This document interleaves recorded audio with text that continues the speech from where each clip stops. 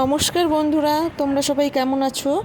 আশা করি তোমরা সবাই ভালো আছো। আজকে আমি তোমাদের সঙ্গে শেয়ার করব ছোলার চাট। আমি প্রথমে অঙ্কুরিত ছোলা নিয়ে নিলাম, এরপরে নিলাম পেঁয়াজ কুচি, শসা কুচি, লঙ্কা কুচি, টমেটো কুচি, ধনেপাতা, লেবু। এরপরে ছোলার মধ্যে দিয়ে দিলাম পেঁয়াজ কুচি, আর দিয়ে দিলাম টমেটো কুচি, আর দিয়ে দেবো ধনেপাতা দিয়ে দেওয়ার পরে দিয়ে দিলাম কাঁচা লঙ্কা কুচি, আর দিয়ে দিলাম শসা কুচি, আদা কুচি। এরপরে দিয়ে দিলাম বিট লবণ, আর দিয়ে দেব গোলমরিচ গুঁড়ো, জিরের গুঁড়ো, আর দিয়ে দিলাম লেবুর রস। তোমরা যেভাবে টকটা খাবে সেভাবে লেবুটা দেবে।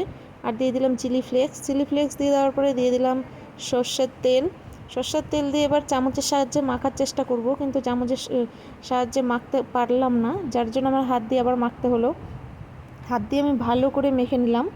মেখে নিয়ে যদি ভালো লেগে থাকে অবশ্যই লাইক কমেন্ট শেয়ার করবে। নতুন হলে চ্যানেলটা প্লিজ সাবস্ক্রাইব করে দেবে।